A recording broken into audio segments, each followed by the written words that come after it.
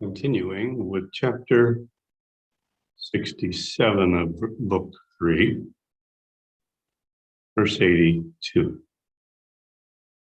Thus the mind, being realized from Brahman, sees before it whatever it imagines,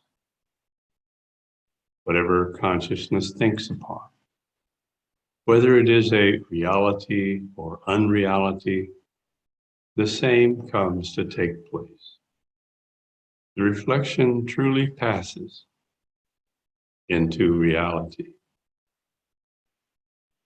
That's a very good summary of what we've been discussing about how everything that we see around us is illusion, created by our own mind.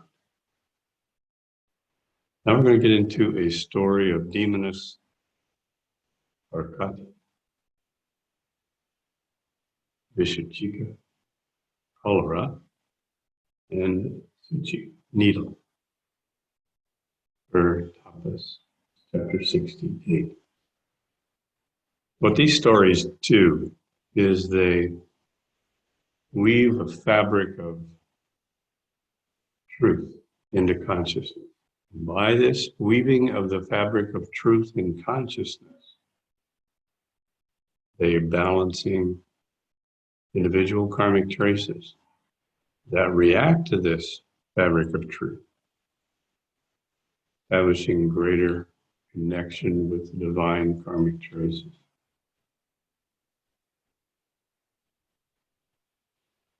Vashishta said,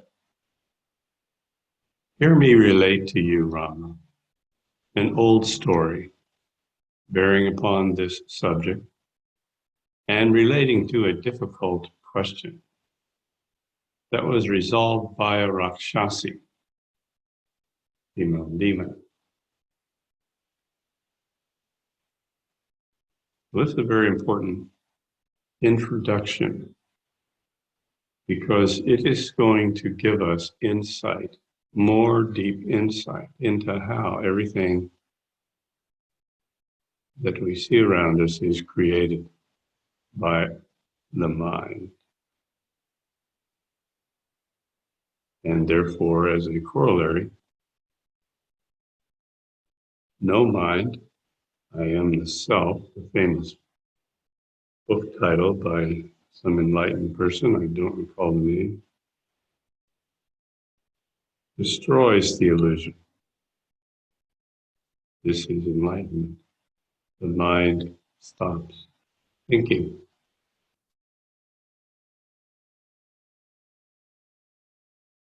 There lived on the north of Himalaya a heinous Rakshasi named Arkati, a crooked crab, who was as dark as ink and as stalwart as a rock, with limbs strong enough to split the sturdy oak. He was also known as Vishuchika,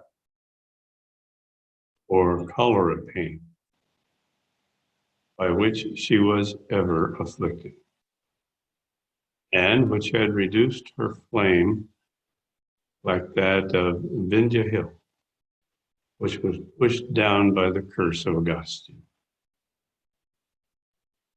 Her eyeballs were blazing like fires. Her stature reached halfway to the sky. She was covered by a blue garment, like the shade of night wrapping the atmosphere. A white cloak covered her head like a cloud fragment. The long, erect hairs of her head stood like a dark cloud on her crest. Her eyes flashed like lightning, and her sharp nails glistened like sapphire. Her legs were as long as tamara trees, and her loud laughter was like a burst of froth. A string of dried bones decorated her body like a wreath of flowers. Traces of dead bodies adorned every part of her body. She frolicked in the company of the Talagos, with human skulls hanging down her ears like earrings. When she stretched out her arms, she looked like she was going to pluck the sun from its sphere.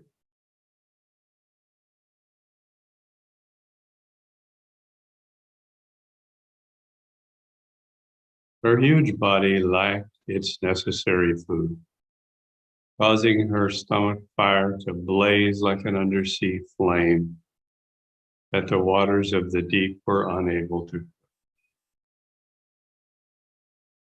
Nothing could ever satisfy the insatiable hunger of this big-bellied monster, or satisfy her licking tongue that was always stretched out like a flame of fire. She thought to herself,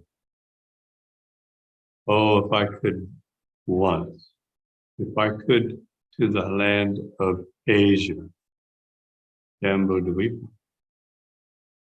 I would devour all its men in one swoop and feast on them continually, like an undersea fire upon the water. As clouds cool burning sands by their rain, so will I allay the burning fire of my hunger there. It is settled as the best plan to support my life at this critical moment. All men are well guarded by their mantras, medicines, austerities, devotions, and charities from all evils of the world. Therefore, it is impossible for anybody to destroy the indestructible devotee.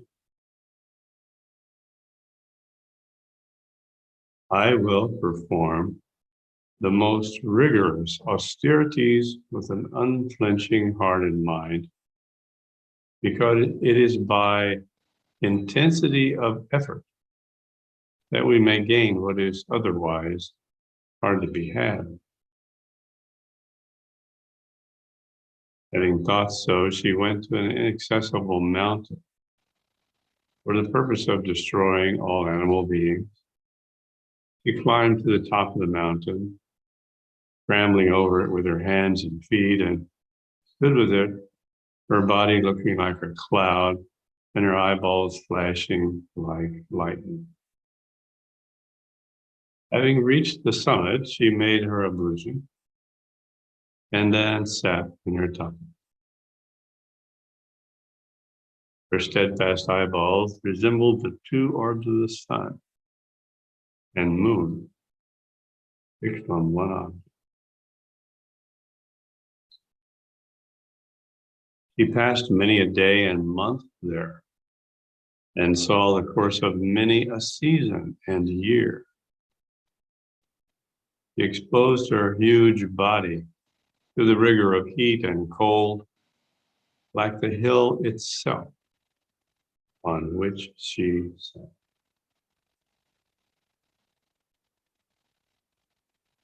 She, with her huge black body, remained unmoved as a thick, dark cloud on the mountain top. Her jet black hairs stood up as if to press.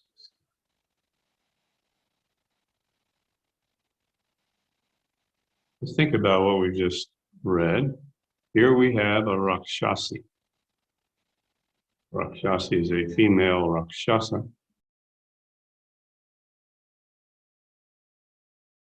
And this Rakshasi is in that species because of an extremely heavy load of individual karmic traces.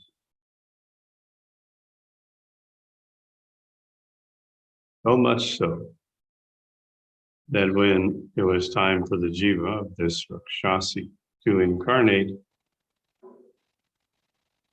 into a body, there was nothing that gave an opening for a human body. This was the best that she could do. And so this body is horribly dominated by extraordinarily miserable karmic traces that are constantly creating massive physical pain and distress throughout her life. She has a burning fire of hunger that just dominates her attention.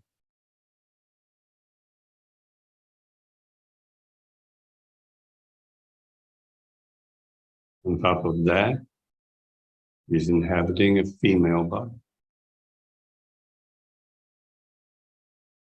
The female body is a creative body.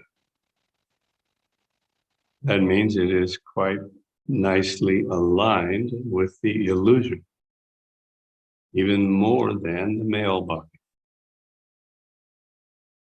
making it even more challenging to overcome the illusion.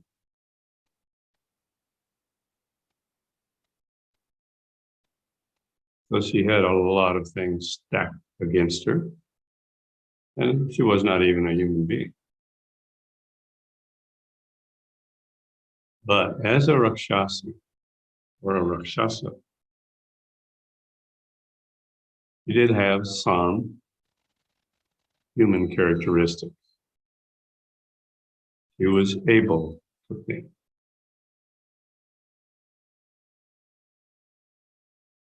Having thought so, it says in 15, she went to an inaccessible mountain for the purpose of destroying all animal beings. Well, she had a thought.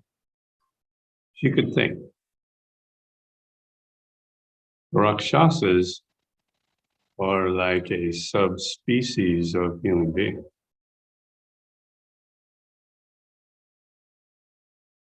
And Rakshasas always want to get a human body.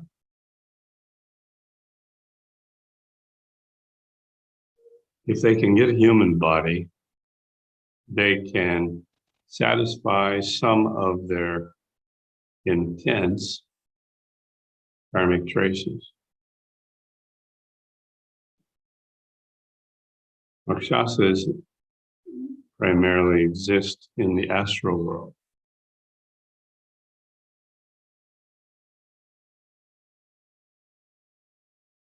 There's a lot we could say about this. There are some Rakshasas now who have attained, or I guess we wouldn't say attained, they have stolen, captured, inhabited human bodies.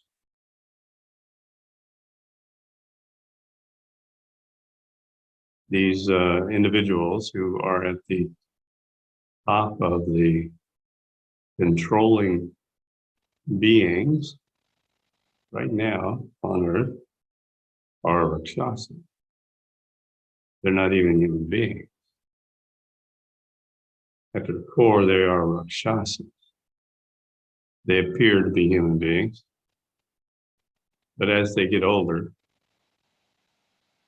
it's more and more difficult as their physical body ages to hide their demonic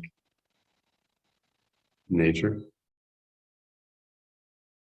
And so you can see how hideously demonic they are just in their photographs.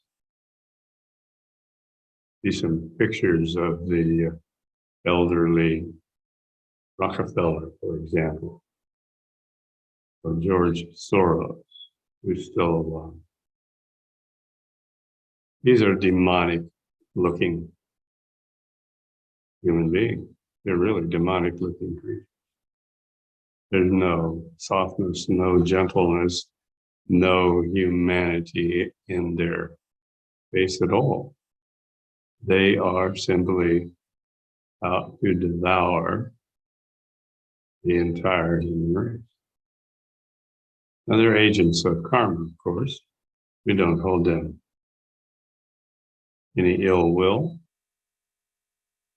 We accept them as part of the universe. But nevertheless, they are like this poor demon, Rakshasi, tortured, miserable, unhappy. But she had this idea.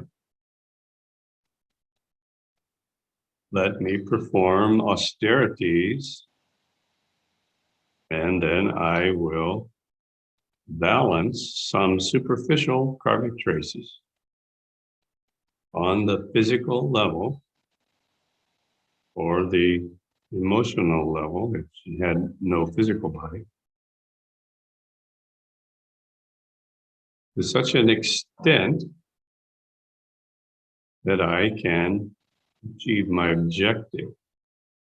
Those things blocking my objective, my karmic traces, will be temporarily balanced. Temporarily, because she's not going to be balancing them on a deeper level. She's not balancing these karmic traces by connecting with the silent witness. That's what's important. There's a lot of people, human beings, engaged in that sadhana. The sadhana in which there is no connection with the silent witness. The sadhana for balancing karmic traces for an lucid egoic purpose.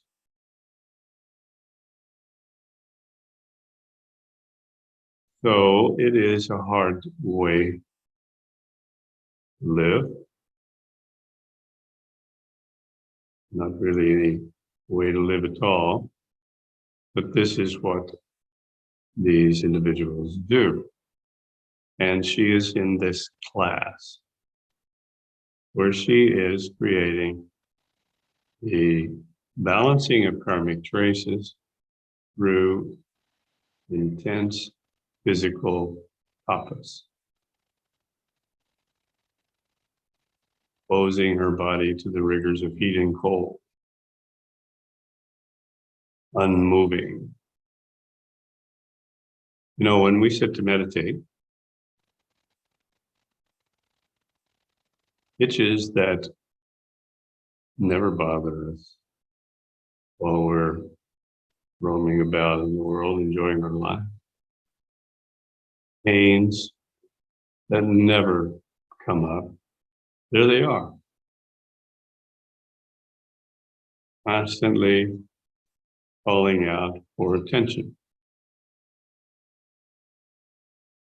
These are the balancing of karmic traces. And as we connect with the silent witness, we realize the body is going through quite a miserable experience there as it's meditating. Now, what people do is they don't understand this, and they try to avoid it.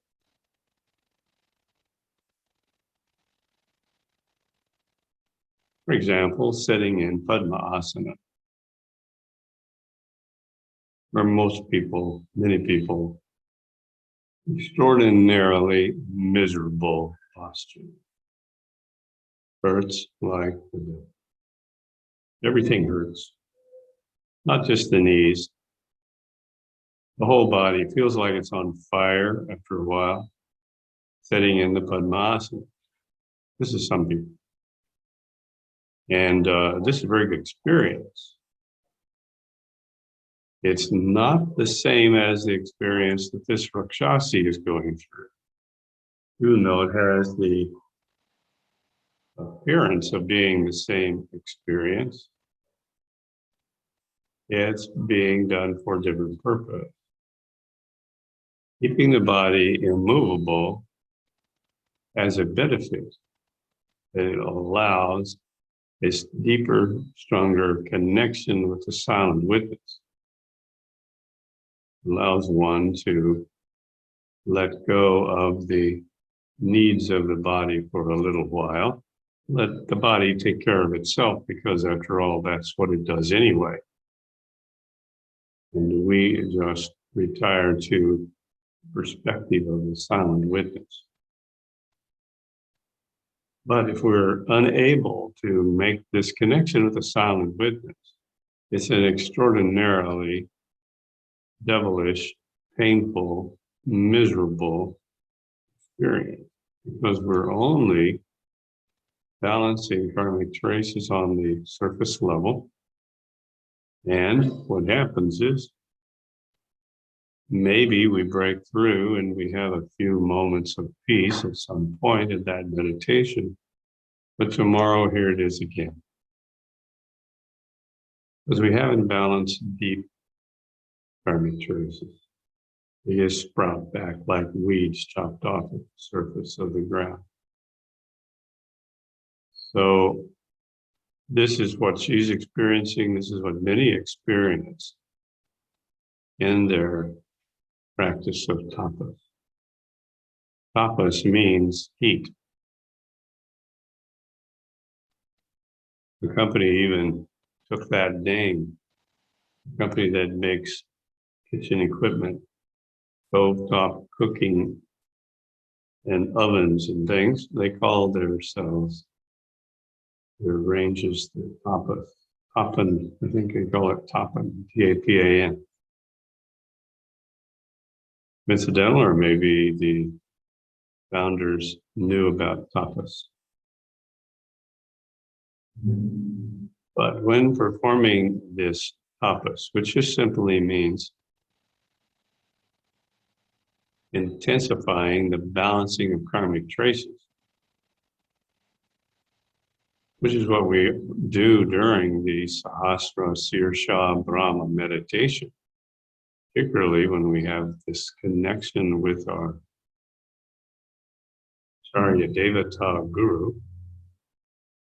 It turns into one large karmic trace balancing session. And the Param Jyoti Shakti that's being received is dramatically turning up the heat. We make great progress. And fortunately, with this connection with the Acharya Devata Guru,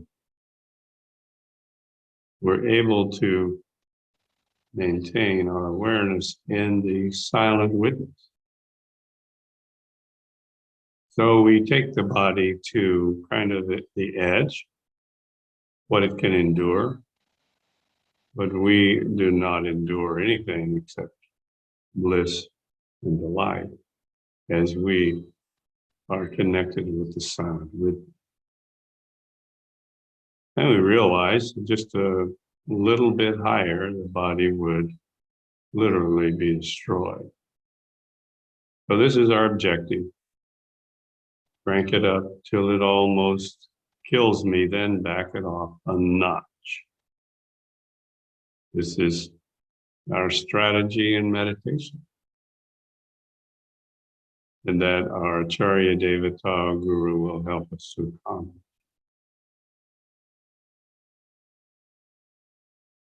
But fortunately, with the connection with the silent witness, we're going to really be making progress. We are knocking down the mountain ranges of karma every single meditation. Whereas this Rakshasa, or Rakshasi, is only clearing the path of rocks and boulders, but underneath that path is still the mountain ranges of karma. But at least on a cleared path, she can obtain her objective of gobbling up all of the people in Asia. That's her big plan. She will devour all the men of Asia in one swoop and feast on them continually. So she has this destructive agenda, just like the Rakshasas of modern day, the global elite. They have that same purpose, destroying the human being.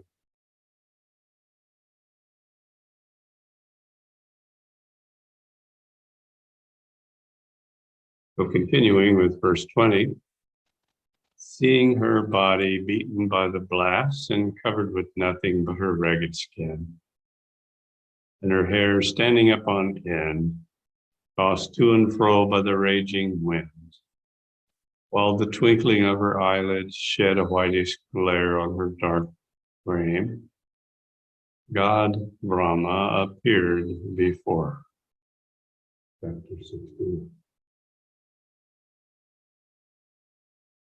Brahma declares, Karkati's tapas complete, grants her boon to be a pin to cause pain.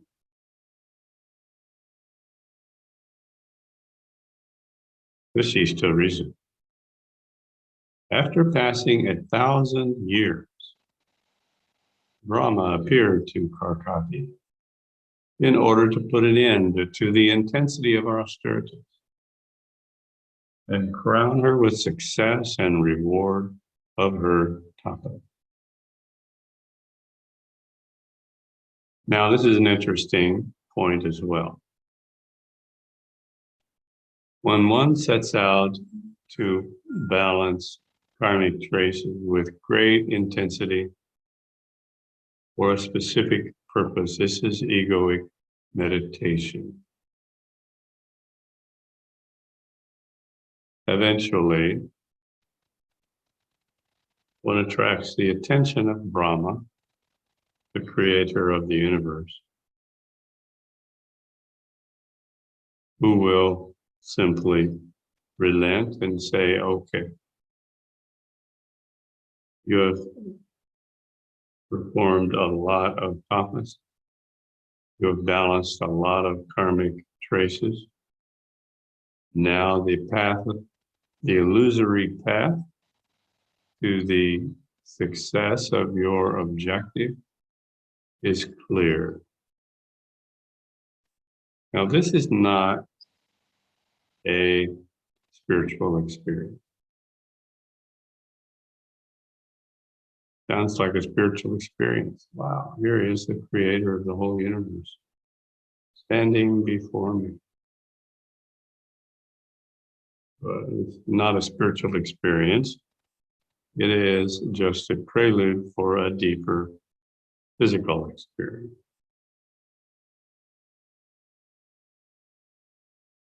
It's a way of describing how the physical universe in which Karkati was living is being modified by the balancing of the karmic traces. Think about it like this, for example,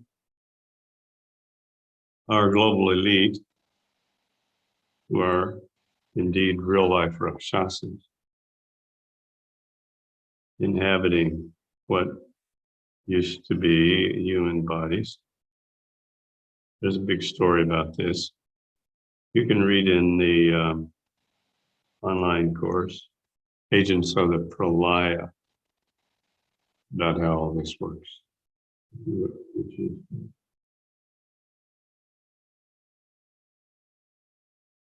But this balancing of physical karmic traces, superficial karmic traces, does lead to some momentary relief. And what our global elite want to do, because they're so tortured by their human life, their individual karma, they want to put an end to even their own life. They're on literally a suicide mission. Kill everybody around them, then kill themselves. This is their ultimate objective. And for many people, it's very hard to understand and wrap their head around what would motivate someone to take on such a mission. But if you study their tortured existence, you'll come to understand anything is better than continuing in their tortured existence. So they have all these marvelous ideas, which are just propaganda. For example, the idea of merging with the machine. Oh, we have such marvelous computers now, they're more intelligent than human beings.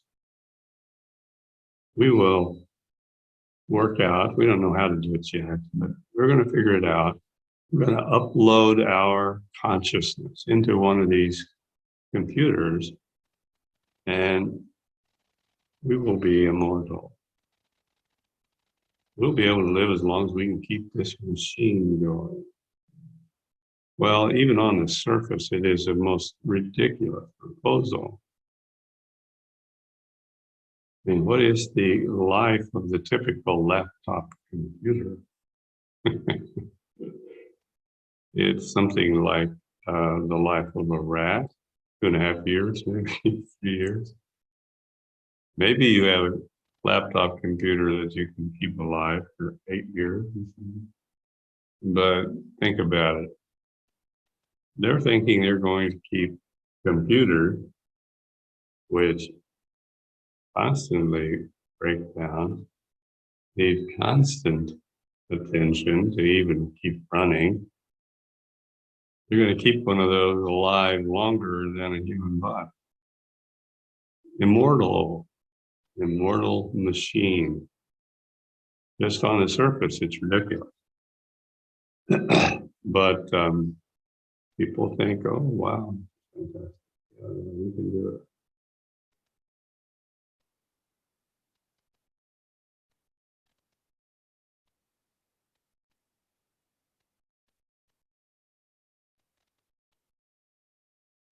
So as we move ahead,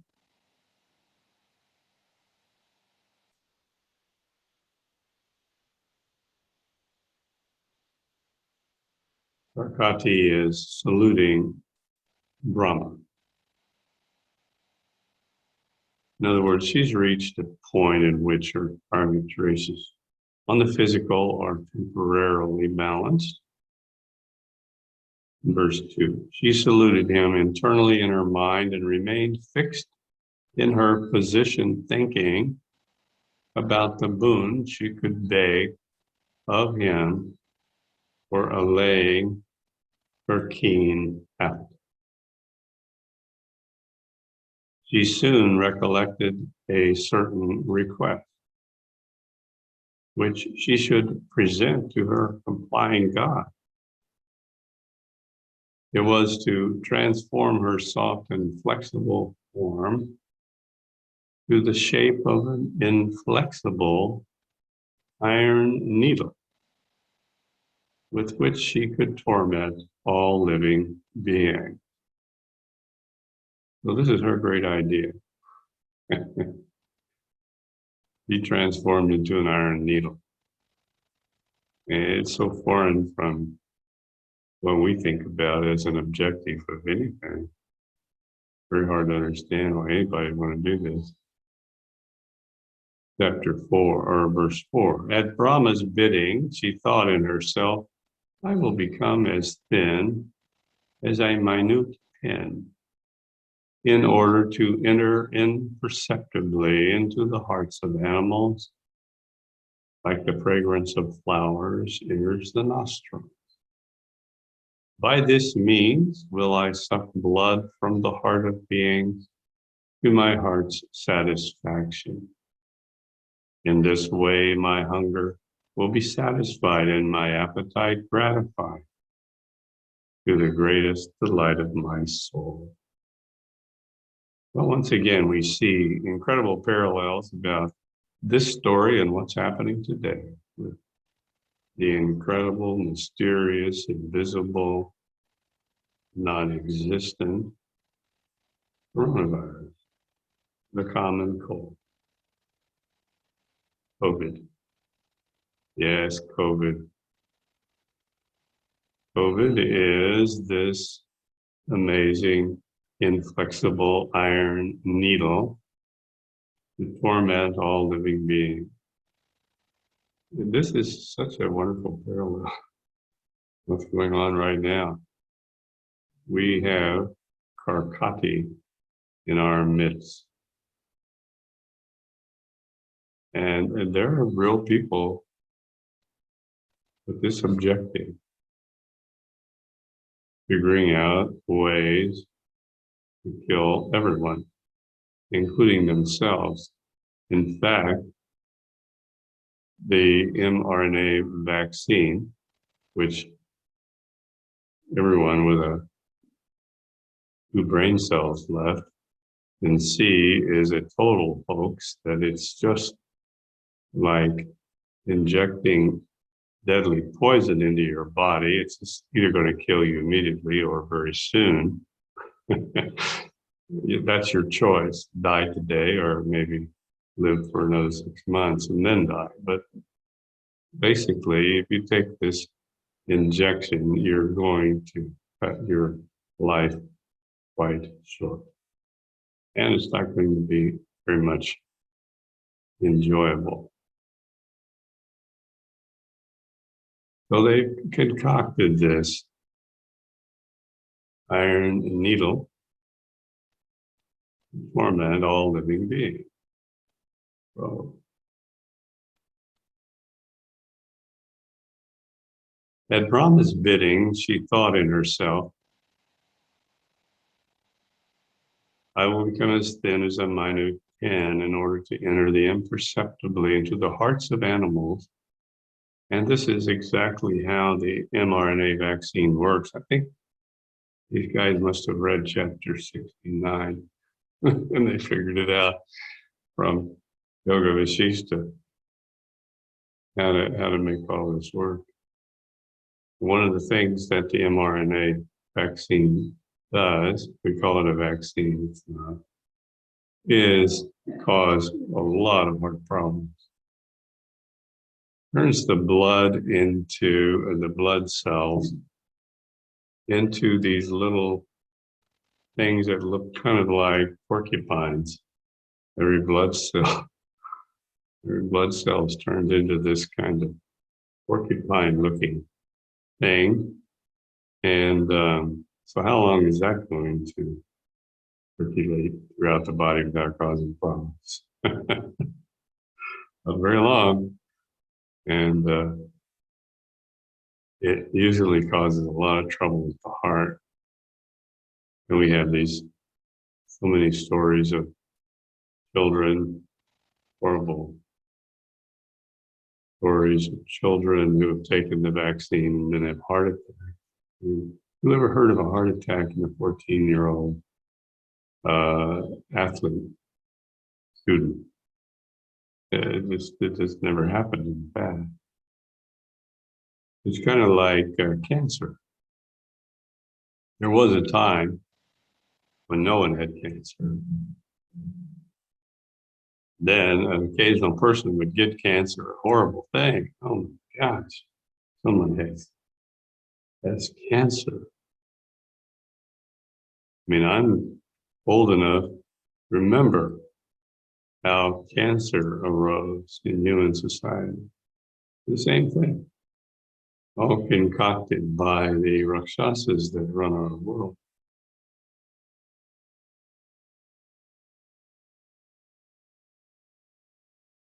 Verse 6. As she was thanking in this manner, the god discovered her sinister motive, contrary to the character of a yogi, and approached her with a voice resembling the roaring of cloud. Brahma said, daughter Karkati of the Rakshasa race, who sits here like a cloud on the inaccessible top of this mountain. No, I am pleased with your tapas and bid you now to raise yourself and receive the boon that you desire.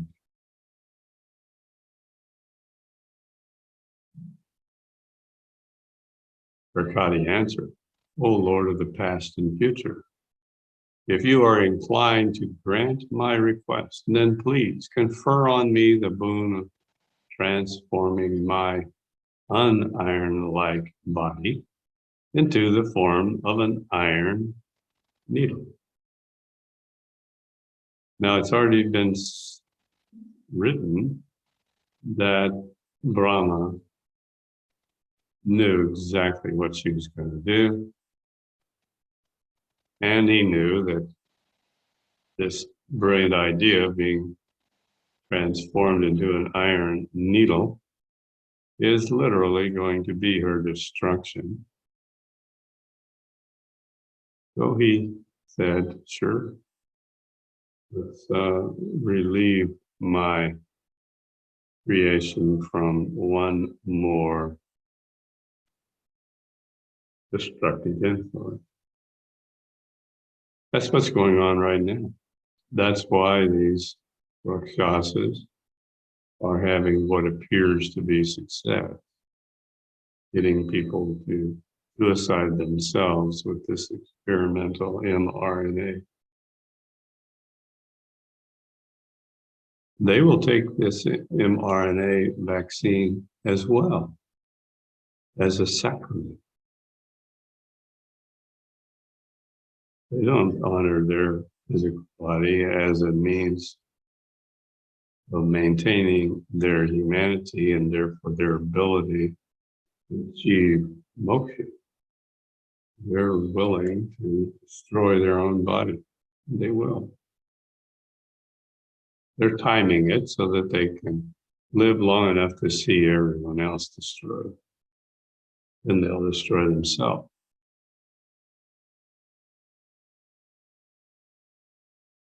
The Vasishta said, the god pronounced, be it so, and added, you will be like a pin, and you shall be called choleric pain, Vishuchika, because you give pain to all bodies. You shall be the cruel cause of acute pain to all living beings, particularly to the intemperate and hardworking fools and loose libertines who are destined to be your devoted victims. Moreover,